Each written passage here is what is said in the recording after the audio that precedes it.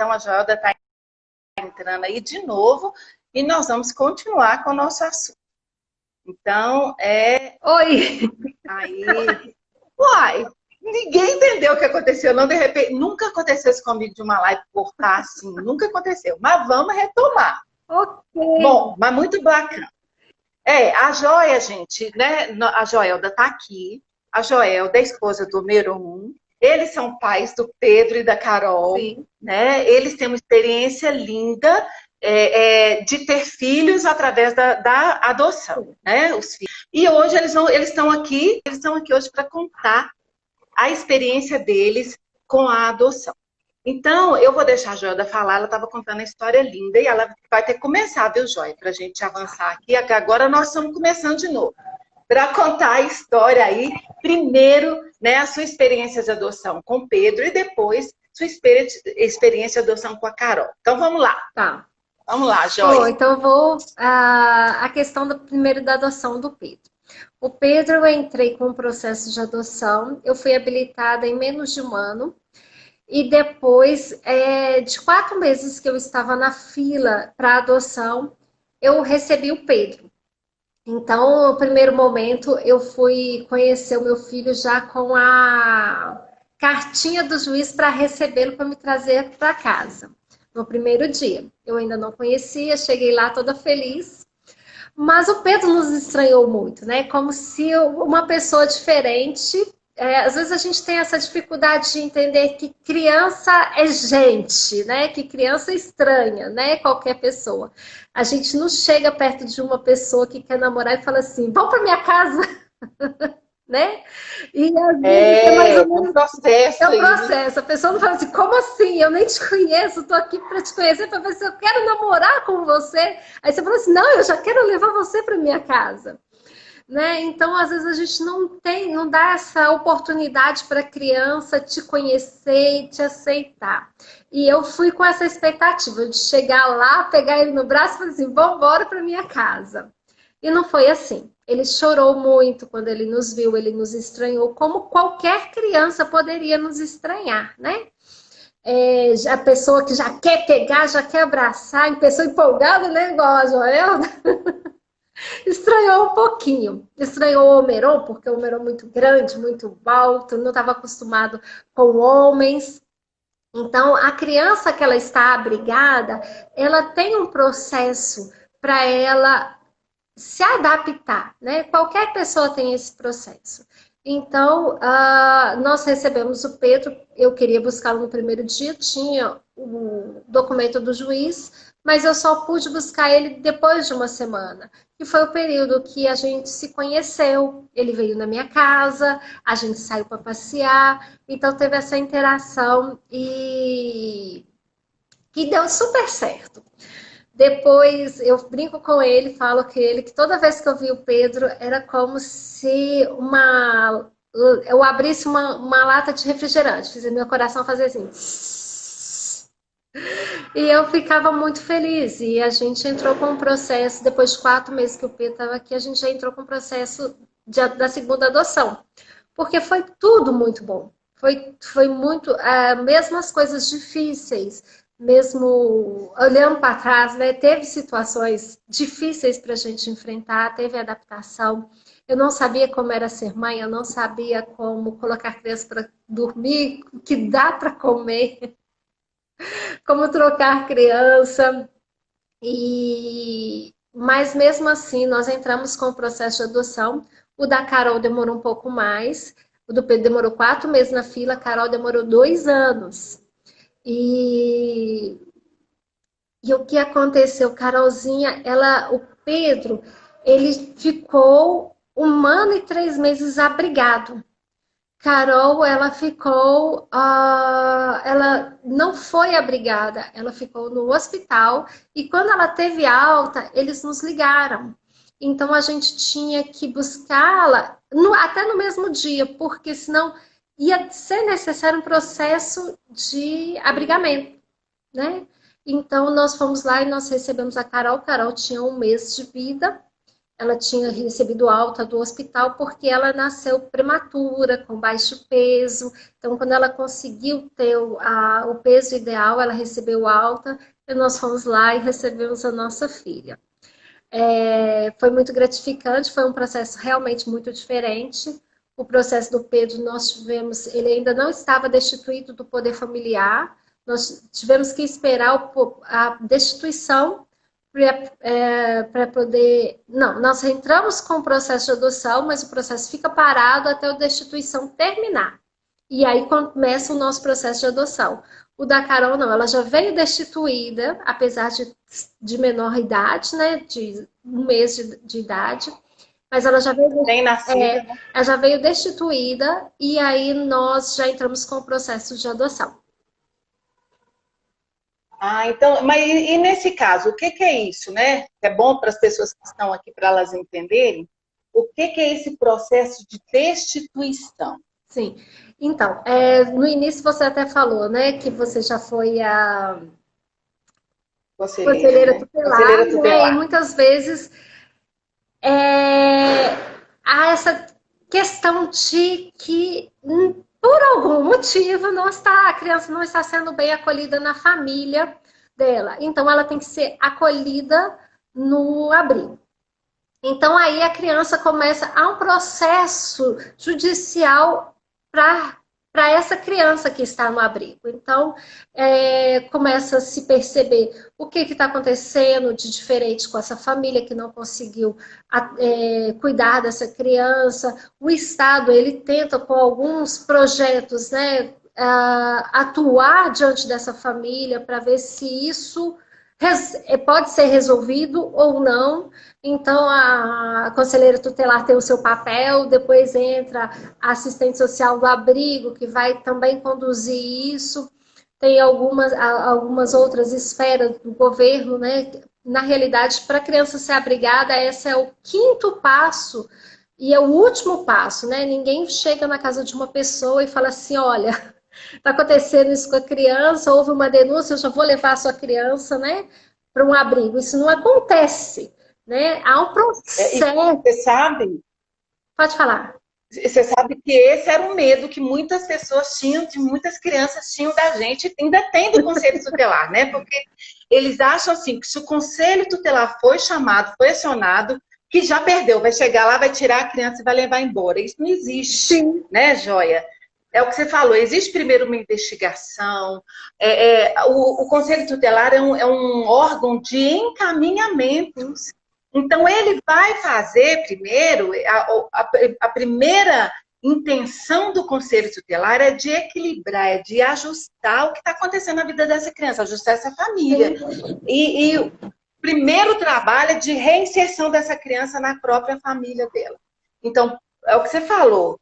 O último caso, assim, quando não tem mais jeito, é que a criança é, então, encaminhada para o abrigo, né? Lembrando que antes ainda eles tentam levar para familiares, para a família que eles chamam a família aproximada. Tem isso, né? Que a família está mais próxima, os familiares estão mais próximos, que tem um vínculo com a criança, que podem cuidar, para depois, então, encaminhar para um abrigo e, então, pensar nessa questão da destituição que você estava falando aí. O que é a destituição? Deixa você explicar. Aí, depois que a criança está no abrigo e que a assistente social... E mesmo assim, eles ainda têm o processo ainda correndo. Não quer dizer que está no abrigo e está para adoção. Porque tem muitas pessoas que, às vezes, até procuram a gente e falam assim, eu quero ir no abrigo conhecer as crianças para adotar criança.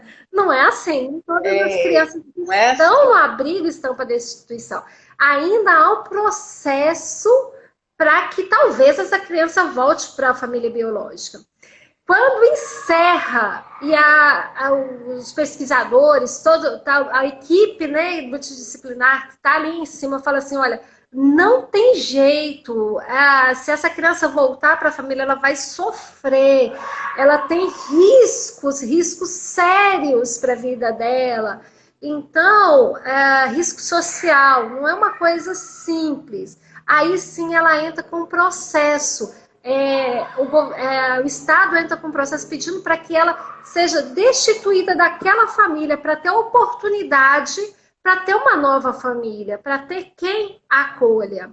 Então, aqui na comarca de Minas, quando você entra com um processo para pedir a criança em adoção, esse processo fica prensado junto com o processo de destituição. Você entra com pedido de adoção e o processo de destituição, ele vai ficar junto. Assim que for destituído, o seu processo de adoção vai começar. O seu processo de adoção, ele não continua enquanto de destituição não for concluído.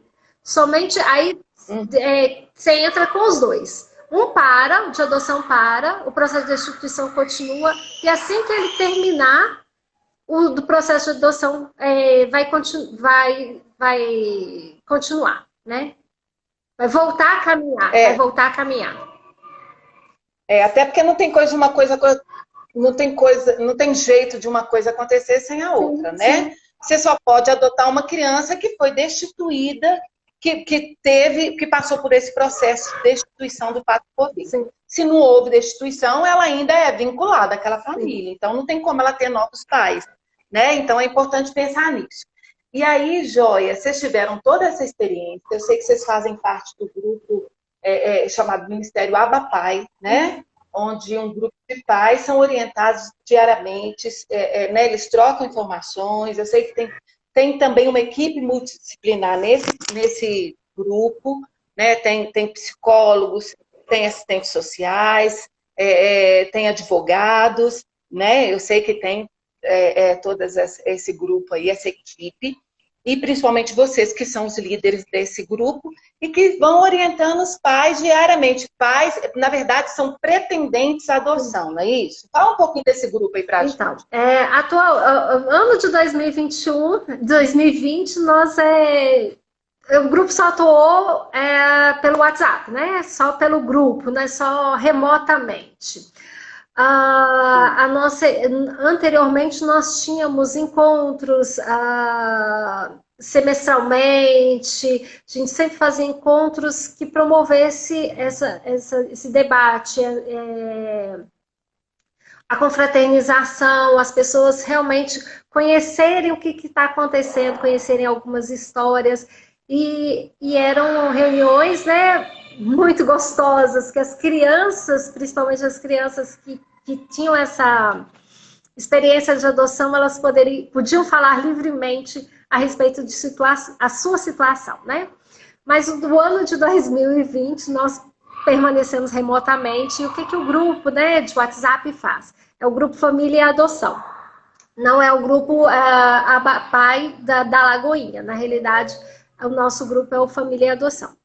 Mas esse grupo, a ideia é que a gente dê suporte para pessoas que estão interessadas em adotar. Não tem nenhuma informação. Na realidade, as informações, elas são muito difíceis. Até na internet que você encontra tantas informações, porque cada comarca, ela tem um processo diferente para andar com a adoção, né? Por exemplo, aqui em Minas Gerais, o Estado ele entrega para as famílias crianças que ainda estão no processo de destituição do poder familiar, assim como aconteceu com o Pedro na minha vida. Mas no sul do Brasil isso não acontece. Só depois que há a destituição que a criança pode ir para uma família para adoção. Então tem muita dificuldade, e às vezes cada situação é muito diferente, muito peculiar. Então o grupo ele explica a respeito dessas situações, ele dá apoio. Às vezes a mulher quer adotar, o esposo ainda não está preparado, então a gente entra com bate-papo, conversa, para quem precisa saber quais são os documentos, aonde entrar, o que fazer também. E no momento de que a pessoa realmente disse, sim, eu quero adotar, vou entrar com os documentos e está ali na fila, a gente fala que é gravidez invisível. E essa gravidez, ela traz muitas dúvidas e pouco amparo. Porque é o amigo, é a mãe, é o tio perguntando, mas peraí, como é que é isso?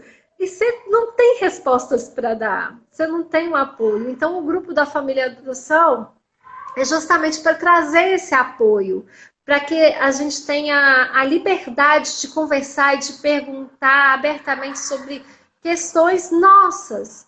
Então, também tem a pessoa que acabou de receber a criança e precisa de uma orientação, precisa falar com alguém de tanta coisa que está acontecendo no coração, e às vezes são coisas que não são para ser faladas para todo mundo. Tem que ter uma pessoa especial para escutar, uma pessoa que já vivenciou aquilo, porque algumas situações podem dar medo, pode ser situações que existe uma escuta mais amorosa, para falar assim, calma, vai dar certo, é assim mesmo. E existem muitos mitos também, não é, Joia? Sim. A gente fica impressionada quantos mitos ainda existem de que a criança vai crescer e vai dar trabalho, de que não vai dar certo, não é isso? De que menino que vem de abrigo, ele vai dar muito problema. Tem muitos mitos e muitos preconceitos. Como é que foi aí a sua história em relação a isso? Bom, Edna, na realidade os meus filhos, né, eles são negros, filhos de pai branco, e a gente pensou que a gente ia ter muita situação de preconceito com relação à cor. E isso não aconteceu. O que mais aconteceu foi o preconceito de adotar mesmo, se fosse de serem crianças adotivas. De serem crianças adotivas. Então, assim, o que é a índole e o que vai acontecer? Então, nós estamos numa sociedade que ela dá muito valor à hereditariedade. E na realidade, a gente sabe, acho que você você estuda isso melhor do que eu, a gente sabe hoje do que a nossa mente ela é capaz de mudar, ela tem uma plasticidade, ela tem uma modificabilidade, a gente tem eu acho muito gostoso aquele versículo que fala necessário vos é nascer de novo, né, na Bíblia. Então, às vezes a gente precisa renascer de novo, a nossa mente precisa ser transformada, o nosso coração precisa ser transformado. E essas crianças, elas têm muita vontade de ser transformadas. O desejo delas é de pertencimento a uma família, é de ter um lar estruturado, é de poder chamar o pai de pai, a mãe de mãe. E esse desejo motiva a criança a estar na família de coração aberto. Esse desejo motiva a criança a falar assim, eu vou aprender, eu vou conquistar. É uma vontade muito grande que esses meninos têm de despertencimento, porque é uma conquista deles. É uma conquista. Então, assim, eu vejo preconceito como o não saber. Eu vejo preconceito como não saber. Na realidade, a gente já tinha lido alguns livros antes da adoção e nós pensamos, o que a gente vai fazer? O que a gente vai fazer quando alguém der uma resposta, né? Igual eu já ouvi perguntando assim, e aí, você não vai ter filho de você mesma, não? Os seus filhos mesmo? Falei assim, você está querendo me perguntar se eu vou ter filho da minha barriga? É isso que você quer perguntar, não é? Então, às vezes, eles me perguntam coisas que eu poderia entender como preconceito, como maldade. Mas eu prefiro ensinar para eles, olha, não é assim que se pergunta. Você não vai me perguntar se eu vou ter os meus filhos mesmos. Você vai me perguntar se eu vou ter filhos da minha barriga, né? Então a gente vai dando quando vem uma pergunta para mim que é uma pergunta que eu entenderia como maldade, eu tento transformá-la no bem, né? O Merô falou assim que a gente tem trabalhado com ensino. Aí eu falei assim, você quer me perguntar isso assim, assim, assado? Pois é, a resposta é não vou ter filho da minha barriga.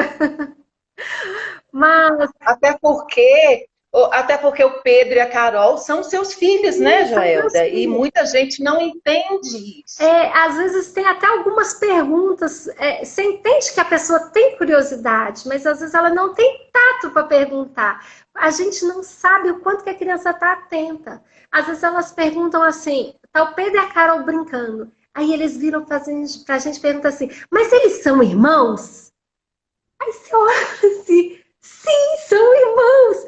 Não, mas eu entendi o que você quer dizer, mas eles são irmãos. Exato. E o que você falou muito interessante. Olha, as crianças estão por ali, as crianças ouvem, as crianças prestam atenção em tudo, e essas falas vão causar um problema, vão causar um transtorno para essa criança, uma dificuldade.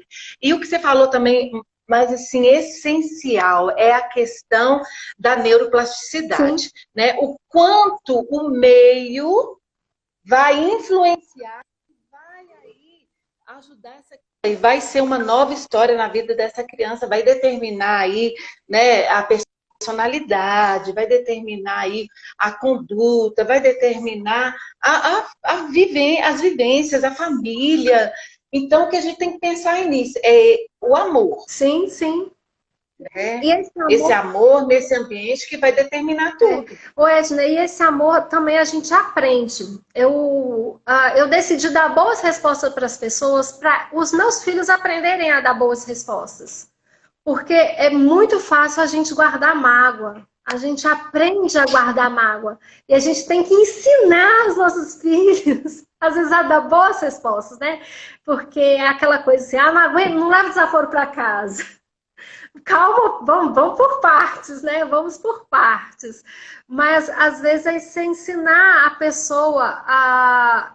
Teve situações que, às vezes, a gente fica constrangido. E eu decidi falar assim, olha, em vez de eu dar, assim... Às vezes é bom a gente, às vezes, deixar outra pessoa constrangida do que constranger os nossos filhos. Os nossos filhos vão ficar com a gente pro resto da vida. A gente cuida dos nossos filhos. A gente não pode cuidar do adulto. O adulto, depois a gente conversa com ele, né? Explica, olha... Isso, eles vêm e vão, né? E também, ó, você deu uma mancada, não é assim, né? Presta atenção. A gente pode falar até brincando, né? Agora você pensa a Carol, que você buscou ela no hospital, você recebeu ela lá, né, com um mês de vida, ela chega em casa, criada com vocês, ali sendo educada, sendo instruída com o irmãozinho Pedro, que é o irmãozinho mais velho, e chega alguém e fala assim, eles são irmãos? A cabecinha da Carol, como é que fica a cabecinha da Carol? São irmãos. Aí tem muita pergunta, né? Mas ele te chama de pai? Mas ele te chama de mãe? Chama de pai, chama de mãe. É o que você falou, é muito desconhecimento, não é, desconhecimento. Joia? O Pedro estranhou essa pergunta. O Pedro faz umas caras assim. Aí eu, sim. E pronto, não precisa vir de assunto. Assim? Bola pra frente. E existem, é até bom a gente falar isso aqui, porque existem esses momentos e esses ambientes para a gente fazer esse tipo de pergunta. Mas, e é bom a gente deixar isso aqui claro, não na frente dessa criança, né? Que passou por essa experiência, né? Já de uma experiência muito forte de rejeição, né? E de muito preconceito. Quantas crianças chegam na escola, eu, como diretora de escola, já vi quantas vezes a criança chega na escola e é rejeitada pelos coleguinhas porque ela é uma criança dotada, né? Parece que ela é colocada de uma forma diferente na sala de aula porque ela é uma criança dotada, né? Qual que é a diferença dela para as outras crianças? Sim. Então, a gente precisa mudar esse preconceito, essa mentalidade, é com a gente mesmo, nós, principalmente adultos. E prepararmos os nossos filhos para receber essas crianças também na sala de aula, na salinha da igreja, né? Na rua da nossa casa, com os nossos vizinhos, lá, né, na escolinha de futebol, onde for. São crianças, são filhos que foram adquiridos numa modalidade diferente. A única diferença é essa. Não é isso? Aí. Mas graças a Deus... E agora, Joia, Não, a questão é Pode realmente falar. só ensinar. Eu acho que eles aprendem tudo pelo exemplo. Tudo pelo exemplo. Qualquer mania que eles arrumam aqui em casa, eu fico assim, de quem que é essa mania? Já vou procurando a família de quem é aquela mania, porque eles aprendem com o exemplo. Então, a nossa resposta, boa ou má, vai ensinar os nossos filhos como que eles vão responder aos de fora e aos de dentro. Aos de fora e aos de dentro. Então, você dá uma boa resposta a uma pessoa e, às vezes, você colocar limite. Até mesmo de falar assim, olha, essa não é uma conversa para a gente ter. Isso é meio sigiloso, isso aí é pessoal, isso aí é privado, né? Então, a gente ensina as crianças também a falar assim, não, isso aí eu não preciso te responder. Né? Porque, às vezes, a gente realmente não precisa responder.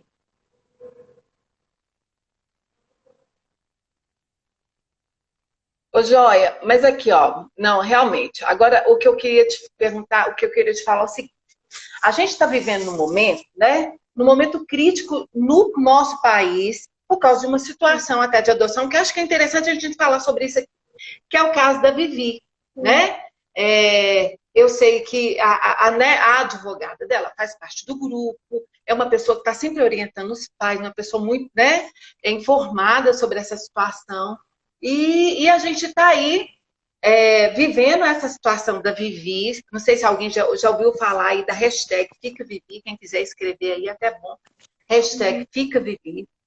E é uma situação que tem, de certa forma, eu acho, e você que está dentro, né, dentro do grupo aí, vai poder orientar, falar para a gente melhor, se essa situação da Vivi tem assustado muitos pais e por que ela tem assustado muitos pais. Sim. Porque é uma história de adoção, não é Aham, isso? sim. Ela tem assustado os nossos, nós que estamos, né, na frente, nós que conhecemos e apoiamos famílias para adoção. Não é a situação da Vivi e da família dela, infelizmente não é a única. Então isso nos assusta, isso nos deixa com medo, isso nos deixa com raiva. Porque não é uma situação única. No nosso grupo, que a gente tem um grupo de apoio à adoção, isso já aconteceu com uma família. A família por adoção, né, estava ainda no processo que a gente falou, né, da destituição do poder familiar, ela teve que devolver sua criança. Então, isso nos assusta porque nós percebemos o quanto é frágil o nosso sistema judiciário. Né? A gente sabe que precisa de um tempo para que o processo da criança seja concluído, como nós falamos, né? Não é simplesmente uma família teve uma questão lá complicada, agora você vai perder seus filhos. Não existe isso.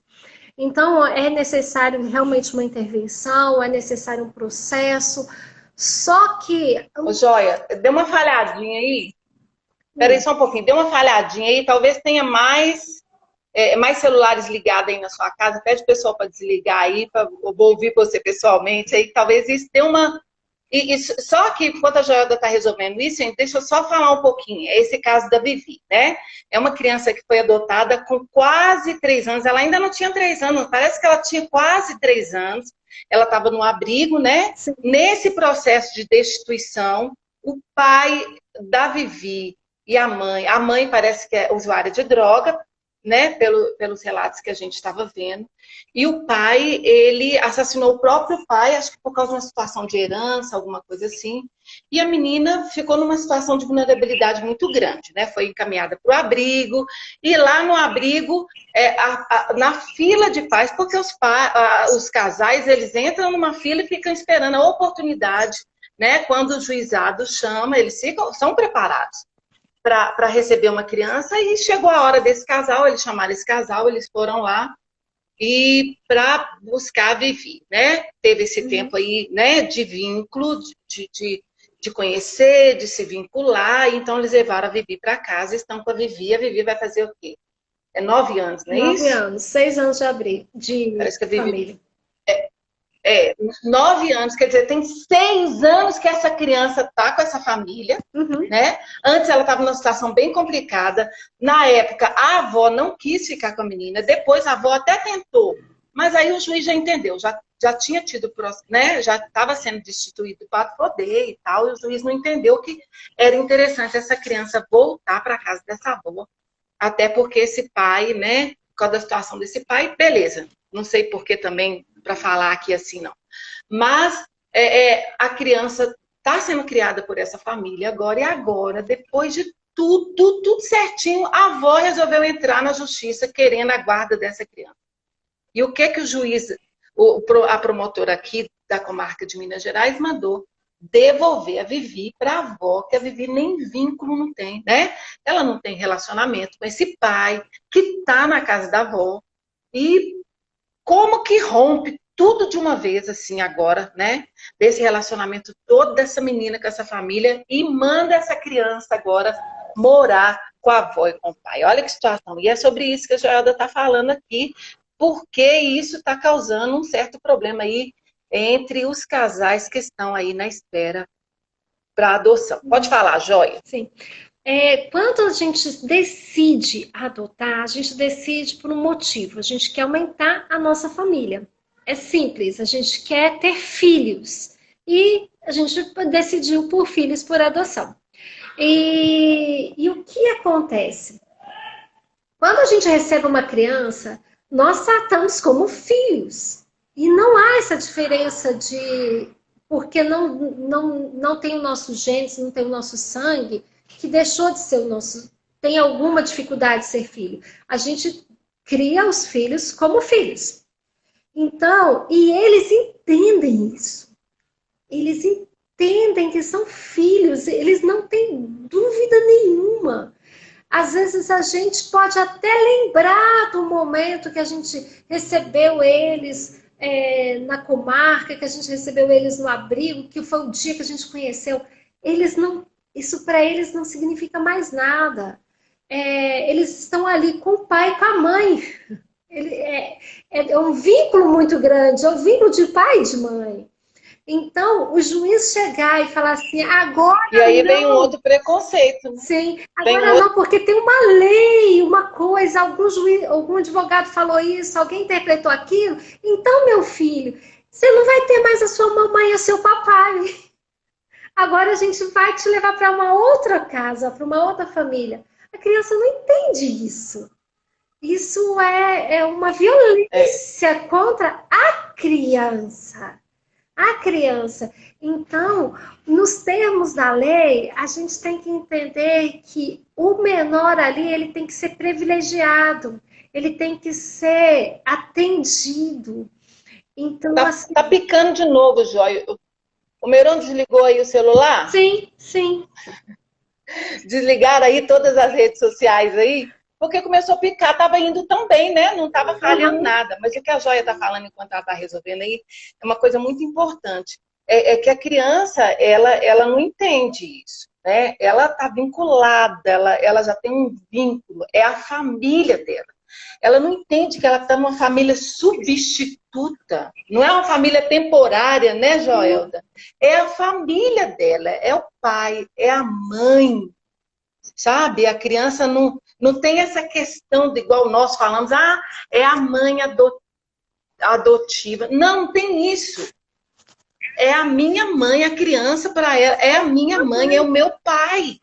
E agora, como a pessoa, é o que a Joia está falando aqui, que na verdade a pessoa mais vulnerabilizada ali, a pessoa mais vítima nesse processo todo é a criança. Porque a criança agora, ela não é um objeto. Você põe aqui, você tira daqui, você põe lá, ela fica 6 anos numa família, agora, de repente, de uma hora para outra, ela tem que devolver ela para outra casa, né? E outra coisa, a mãe não está lá, né? Não tem aquela mãe, na verdade, desculpa a mãe, a genitora, né? Ela não está lá. Então, é toda uma situação bem complicada que está se instalando aí, que a gente precisa ficar atenta em relação a Vivi. Sim. Pode falar, Joia. E isso traz... isso para nós que somos família por adoção, que a gente apoia a família, isso traz uma insegurança muito grande, porque a gente entende que depois de todo o processo que a criança é retirada de um lar, ela entra com processo de destituição e o processo não é rápido, que houve essa destituição, então já à espera, né, para o processo de adoção ser concluído. Mas o que acontece? Tem faltado um olhar até político para isso, porque não está tendo pessoas para trabalhar. Essas crianças, essas famílias, elas estão sendo desamparadas pelo poder público, não estão tendo voz, e é o que a gente tem. A gente quer mostrar que também não é só o caso da Vivi, há outras famílias passando por essa situação. E às vezes a gente vê até alguns movimentos, alguns projetos incentivando a adoção, querendo trazer um rompimento de preconceitos. Mas quando acontece uma situação como essa, isso afeta tudo. Isso afeta as outras crianças, isso afeta as outras famílias, a família extensa que começa a perguntar, e aí? E a sua criança, como é que tá? E se voltar? Então, há um movimento muito grande, é um movimento que aflige as famílias. E muito mais a Vivi e a família dela, né? Mas é uma situação que a gente tem que ter uma consciência e tentar conseguir um amparo político, uma sensibilização política, que a vara de família, ela precisa de pessoal, ela precisa de gente trabalhando. E assim, o que a gente tem notícia é que a vara de família de Minas Gerais, ela está assim, trabalhando com 1/3 dos funcionários. E não tem previsão para concurso público. Então, às vezes a gente... E não tem assim, na realidade, quando a gente fala em política, quando a gente quer votar em alguém, a gente vai falando assim, eu vou lutar para a educação, eu vou lutar pela saúde, eu vou lutar pelo transporte público, mas a gente está precisando de alguém falando assim, eu vou lutar por essas crianças, eu vou lutar por pessoas que... as crianças que estão sem famílias. Então, a gente precisa de um poder público que olhe para essas crianças, que tenha amor e sensibilidade pelo que está acontecendo, porque é desumano. A gente vê, assim, às vezes pessoas até... Pode falar. O que eu queria chamar a atenção é que em abrigos, né? Sim. Em situações assim, porque tem inúmeros casos ainda sendo acompanhados, casos no Conselho Tutelar, casos que a gente sabe, casos sendo acompanhados pela própria Promotoria da Infância, que a gente sabe que são casos que vão acabar em destituição, né? Mas o que a gente tem até então, e a gente sabe que é muito mais, mas que a gente sabe-se agora é que a gente tem mais ou menos 800 crianças aqui em Minas em situação de abrigamento, ou seja, estão nos abrigos, à espera de uma família, né? À espera de um pai, de uma mãe, à espera de uma família que vai adotar essas crianças. E nós temos, na verdade, eu sei que mais de 1000 pais na fila de espera, não é isso? Pais que passaram por todo esse processo, se prepararam, foram orientados ou estão esperando aí todo esse processo para poder adotar. Mas a gente tem, por outro lado, que a Joelda está falando aqui para a gente, o poder público, a vara aqui de Minas, com 1/3 do pessoal trabalhando. Como vai atender, como é que vai socorrer essa criança? O que ela está falando é muito sério. A gente precisa de autoridades, a gente precisa votar em pessoas que vão ter esse olhar, que vão olhar, atender esse grito de socorro dessas crianças. Atender esse grito de socorro dessas famílias, porque ao mesmo tempo que as famílias ali na situação de vulnerabilidade, ou então ali acolhidas no abrigo, sim, estão acolhidas ali, à espera de uma família, existem pais também, mães e pais, existem casais, existem mulheres ou só homens, não sei, famílias de todas as formas, desesperados também querendo adotar uma criança. Sim. Então a gente precisa pensar nisso. O que a Jordan está falando é muito sério. E a gente precisa pensar que a situação da Vivi, ela é o grito de socorro não só desse casal, dos pais da Vivi, mas é um grito de socorro de todos esses casais, ou mãe solo, ou pai solo, que estão aí na fila à espera de adoção, à espera de uma criança também. Né? Esse é um grito de socorro e nós esperamos sim, Joia, que esse movimento, né, o hashtag Fica Vivi, se você aí não segue, você que está aqui ouvindo, eu quero te chamar a atenção para você seguir, para você acompanhar, para você divulgar, para você assistir amanhã, né, a reportagem lá no Fantástico e outras, né? Todo mundo está aí colocando, falando o tempo todo, todos os dias às 19 horas a gente coloca lá, a gente faz como é que chama? Um tuitaço, né? A gente coloca lá nas redes sociais hashtag Fica Vivi, porque o que a gente quer, não só que resolva essa situação da Vivi, esse clamor dessa mãe, desse pai que tá assim, a gente olha para a mãe, não é? Sim. A gente olha para ela, a gente vê o desespero no olho dela, a gente vê as marcas do sofrimento já no rosto dessa mãe e desse pai. A gente está vendo, a gente não vê da Vivi porque ela sempre está de costas e está certo, não pode expor a criança, mas a gente sabe que ela também está desesperada, a Vivi, porque ela não é boba, ela já sabe da situação. As crianças, como você disse aí, as crianças que estão ouvindo, crianças que foram adotadas, que estão ouvindo aí essa história, que estão atentas, que estão amedrontadas, que vão dormir já não, e só pensam nisso, será que eu vou perder a minha família? Será que eu vou ter que voltar para a família que eu era antes? E muitas crianças foram tiradas em situação de violência, em situação de abuso, né? Em várias situações desesperadoras. Sim. E que estão numa família que está dando uma segurança para essa criança, e elas têm medo, elas não sabem o que fazer. Então, essa situação da Vivi, esse caso, tem assustado realmente, né, toda a família, que esse movimento, ele sirva não somente para a situação da Vivi, que nós estamos torcendo, fica Vivi, mas também de todos os pais, todas as famílias, todas as mães, todos, né, todas as pessoas que estão aí na fila à espera da adoção. Então, que esse movimento ajude todas as pessoas, não é isso? Sim. E essa é um trabalho que você faz, Edna, que eu acho que é muito importante. Eu, por muito tempo, eu não dei valor à minha infância. Na realidade, eu não lembro de muita coisa que aconteceu comigo quando eu era criança. E aí, por muito tempo, eu falava assim, passou, era quando eu era criança, não importa mais, agora eu já sou adulta. E eu só consegui fazer uma modificação na minha estrutura, no meu pensamento, no meu comportamento, quando eu comecei a dar valor à minha infância.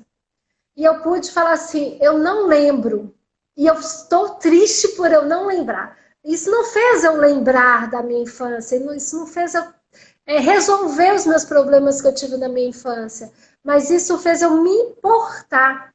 E, infelizmente, a gente tem uma sociedade que não se importa com a infância, não se importa com a própria infância, às vezes não se importa com a infância do filho. Fala de novo. Me fez modificar. Quando eu me importei... Falhou na hora, mas... Quando eu consegui me importar com... eu não lembro da minha infância, eu me importo com isso, eu choro porque eu não lembro da minha infância. E a gente tem uma sociedade que ela não se importa com a infância. E os pais, às vezes, não se importam com o que aconteceu com eles. Às vezes, assim, aconteceu quando eu era criança, aconteceu tantas coisas ruins quando eu era criança, e não dá importância. E muitas vezes essa falta de importância que a gente dá com a nossa própria infância afeta a maneira que a gente vê os filhos, as crianças de maneira em geral, as crianças que estão no abrigo, as crianças que estão nas escolas, a gente não vê como importante. porque isso a gente tem uma geração que não liga muito para o que aconteceu na infância. A criança não... criança, deixa pra... Então, isso é bem sofrido. E é o trabalho que você tem realizado, é de despertar essa consciência, né, para a infância. É a consciência, exatamente. As palavras em toda a situação, né, da inteligência emocional é a consciência, a palavra-chave, né? E o que a gente precisa pensar é que as maiores lembranças que nós temos, as mais dolorosas, elas são de quando? Elas são da infância, né? Então, a gente pensar, porque é criança que não tem problema? Tem sim. É muito grave. Então, a gente precisa proteger. Eu acho que o símbolo da Vivi tinha que ser assim, sabe? É proteger a Vivi e proteger todas as crianças, sabe? Em relação a essa situação. Sim. Nós temos 10 minutos, joia? E aí eu queria fechar então, né? Fechar não, que eu quero falar da minha novidade, que eu falei que ia falar para você de uma novidade aí hoje, para as pessoas que estão aqui, e para depois eu vou te dar um tempo para você fechar aí, né? Na verdade, a Joia sabe, né? O que, Joia? Uns 2 anos e meio atrás, né? Há mais ou menos 2, 3 anos que a gente está aí, eu e a Joia, conversando sobre o projeto Tilico, não é isso? E o projeto Tilico é uma história que eu escrevi. Vocês sabem que eu sou escritora de livros infantis, eu tenho 13 livros, 13, né? Agora com o Tilico são 13. E o projeto Tilico, na verdade, é um projeto que tem como carro-chefe, né? Como o motor aí, o livro A História do Tilico. E a História do Tilico foi uma história que eu escrevi quando aconteceu aquele problema lá no Rio de Janeiro, lá em Teresópolis, não teve lá um problema, um deslizamento de terra, e morreram muitas crianças, e morreu muita gente. E eu sei que muitas crianças algumas crianças foram encaminhadas para adoção a partir daquela situação ali. Uhum. E aí a minha cachola, né? Cachola de escritor, já começa aí a criar as histórias. E eu criei a história do Tilico. Tilico e a enchente. E a gente ficou aí tentando fazer esse livro e fazer, na verdade, não só o livro, mas um projeto que atendesse as crianças do abrigo e os pais, né, na lista de espera, os pais à espera aí de adotar uma criança. Então, a Joelda me ajudou, a Rosânia, na semana que vem a gente vai fazer uma live aí sobre a Rosânia, e a Larissa, que é a advogada aí do caso, né, da Vivi. A gente teve aí esse contato e ficamos aí sonhando, preparando congressos, preparando aí esse projeto. Bom, a gente ainda não conseguiu fazer o projeto, porque o projeto envolve um kit literário. A gente não conseguiu fazer o projeto na proporção que a gente queria fazer. Mas uma pequena parte do projeto, né, vamos falar assim, uma pequena versão do projeto foi aprovado na Lei Aldir Blanc, que é a lei do governo federal, né? Então, eu apresentei o projeto foi aprovado, o livro já está sendo feito, ele já foi ali ilustrado, eu até coloquei uma imagem do livro aí nas minhas redes sociais, vocês vão ver aí. E eu comecei, então, agora o livro já vai ser, né, ser rodado, ele está sendo editado, agora ele vai para a gráfica. E aí, então, eu vou, né, a gente não está tendo abertura para entrar nos abrigos, mas eu vou entregar o kit no abrigo e vou contar a história do Tilico, vou fazer, assim, uma contação de história do Tilico aí para as crianças do abrigo. E a história do Tilico é uma história de esperança. Né? O livro é uma história de esperança. Eu ainda não tinha pensado nisso até então, um pedagogo ter lido esse livro, uma pessoa que está na área também, né? Ele faz parte de um projeto de crianças, e ele me falou, esse livro é uma história de esperança. E eu vi realmente que essa história é uma história de esperança. Então, esse projeto vai entrar em ação, ele vai ser executado, ele já começou o projeto em janeiro, e em fevereiro é que eu vou estar, então, nos abrigos, aí eu vou divulgar, vou colocar nas redes sociais, mas hoje eu estou aqui abrindo, de certa forma, divulgando nas redes sociais e divulgando para você, joia, né? Eu considero aqui como a madrinha desse projeto você. A segunda madrinha vai ser a Rosana, a terceira vai ser a Larissa, as madrinhas desse projeto. Né? Eu sei que esse projeto vai ganhar proporções maiores, porque eu já tive um convite também para apresentá-lo num outro projeto também, para a gente apresentar ele todo na proporção que nós sonhamos, né? Atendendo também aos pais, que agora nós vamos atender só as crianças, não é isso?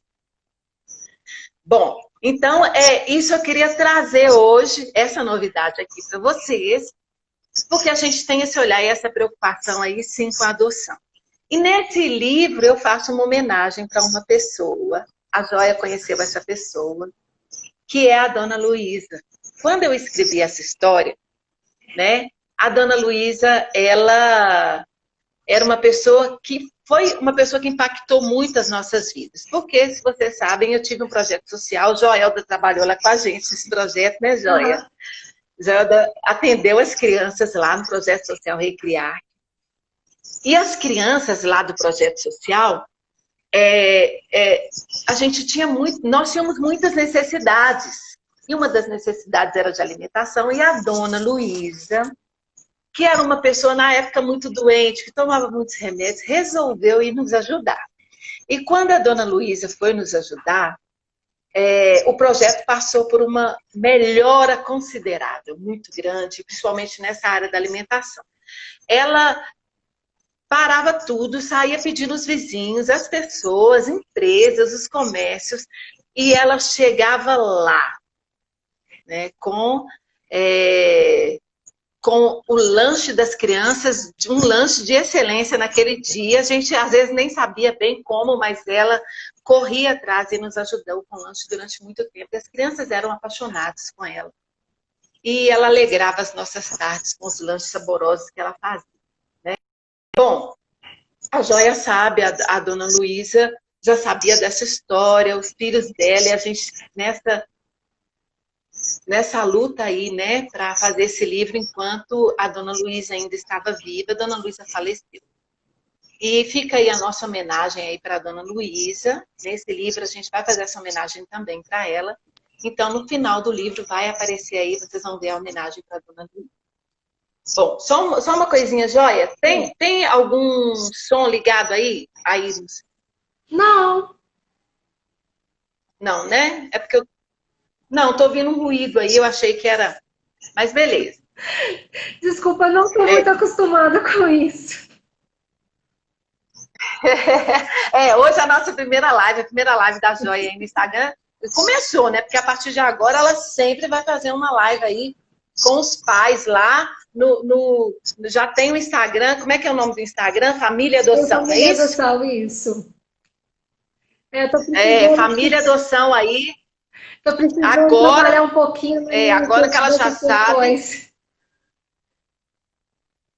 Agora que ela já sabe, ela vai começar agora, pelo menos uma vez a semana, a fazer uma live aí, dando sempre uma orientação. Ela e o Omeron, aí no Instagram do Família Adoção. Ela sabe o quanto isso é importante, né? O quanto os pais precisam. E a experiência deles, essa experiência maravilhosa, essa experiência rica aí, vai ajudar muitas crianças. Bom, e muitas famílias. Então, Joia, agora eu quero deixar para você. A gente ainda tem uns minutinhos para você deixar aí suas considerações finais, falar aí o que você quer falar aí, para a gente deixar aí de mensagem para famílias que estão nos ouvindo. Sim. Na realidade, a gente tem trabalhado muito, igual a Regina falou, a gente começa a trabalhar com criança por vontade, né? Por amor. Só que a gente vai aprendendo muitas coisas. Na época que eu trabalhei com a Edna, eu não sabia nada sobre criança. E eu fui aprender as coisas com criança quando eu tive meu filho. Eu digo que o Pedro foi assim para mim, um professor, coitado, sofreu. Porque eu custei aprender muitas coisas, A Carol, ela chegou, o Pedro já tinha ensinado muito. Então, Pedro, o primeiro filho, eu tenho uma amiga que fala assim, a gente podia já ter o segundo, primeiro do que o primeiro. Já entra com o segundo, que aí a gente já entra com experiência. Então, nós temos adquirido experiência nesse tempo. E nós temos percebido o quanto que nós somos capazes de mudar. As pessoas olham, às vezes, para a criança num abrigo, ou para a criança que está sofrendo uma situação de abuso, uma criança que já passou por abrigo ou que já foi adotada, e pensa assim, que a criança vai ficar assim para o resto da vida. Mas não é assim que acontece. Nós somos capazes de mudar. Eu casei com o Omeron, ele era uma pessoa, hoje ele já é outra pessoa. Eu casei com ele, eu era uma pessoa, hoje eu sou outra pessoa. A gente muda, as pessoas mudam.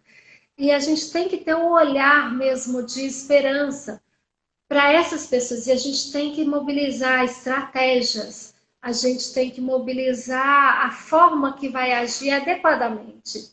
Eu já trabalhei em abrigo e fiz um trabalho, um projeto de curto prazo e que foi horrível. E que não deu certo. E quando eu olhei, eu falei assim, eu tenho que rever as minhas estratégias, porque não deu certo por minha causa. Eu não usei as ferramentas corretas. Eu tenho que buscar as ferramentas corretas. Então, eu acredito, Edna, que você entregando esse trabalho é um trabalho de sensibilização. E a gente precisa de ter essa sensibilização para essas crianças. A gente precisa ter esse olhar para quem trabalha no abrigo, para quem vai querer adotar as crianças que estão no abrigo. É preciso ter esse olhar de esperança, é preciso ter esse olhar de sensibilização e de que há a possibilidade da modificabilidade e que isso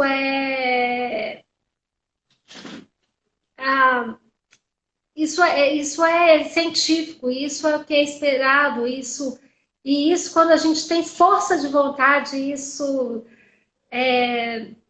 tem um crescimento exponencial. Isso faz crescer.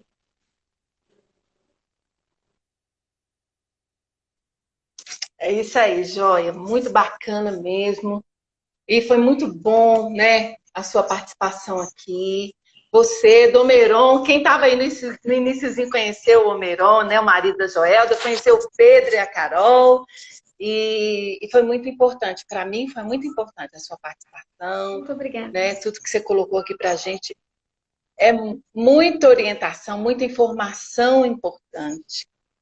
Né? E que eu espero que as pessoas que passarem por aqui e que ouvirem essa live sejam realmente impactadas, né? Com tudo aquilo que você falou, com tudo aquilo que nós conversamos, porque realmente é impactante. Então, joia, é isso, né? Nossa, eles já vão encerrar, porque se a gente não encerra, eles encerram, sabe? Então, eles já vão encerrar a nossa live. E eu quero te agradecer e manter esse contato aqui, tá bom? Então, eu vou estar divulgando e vou estar te informando aí sobre o projeto do Tilico. E amanhã nós nos vemos aí lá, né, na reportagem do Fantástico, ok? Sobre #FicaTV, tá bom? Então tá, um beijo para você. Beijo. E muito obrigada. Tchau. Tchau. Tchau, tchau.